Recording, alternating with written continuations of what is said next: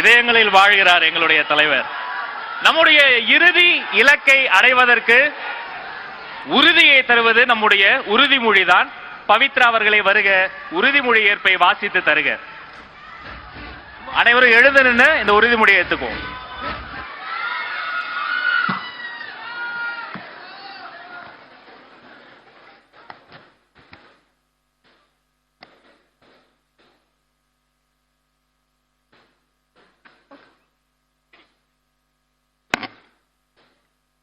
நமது நாட்டின் விடுதலைக்காகவும் நமது மக்களின் உரிமைகளுக்காகவும் தமிழ் மண்ணிலிருந்து தீரத்துடன் போராடி உயிர் நீத்த எண்ணற்ற வீரர்களின் தியாகத்தை எப்போதும் போற்றுவேன். நமது அன்னை தமிழ் மொழியை காக்க உயிர் திறந்து பாடுபடுவேன். இந்திய அரசியல் அமைப்பு சட்டத்தின் மீதும்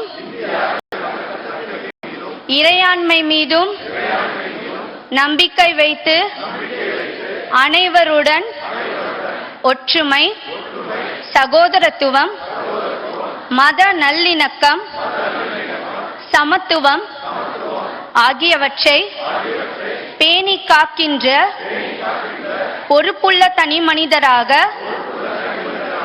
செயல்படுவேன்.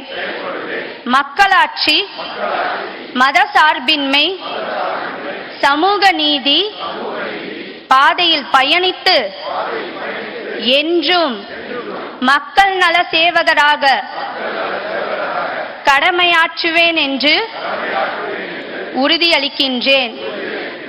சாதி, மதம், பாலினம், பிறந்த இடம் ஆகியவற்றின் பெயரில் உள்ள வேற்றுமைகளை களைந்து மக்களிடையே விழிப்புணர்வை ஏற்படுத்தி அனைவருக்கும் சம வாய்ப்பு, சம உரிமை கிடைக்க பாடுபடுவேன். பிறப்போக்கும் எல்லா உயிருக்கும்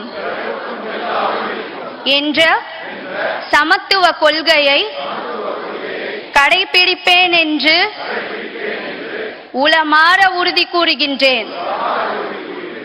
நன்றி. இப்ப நம்ம திட்டு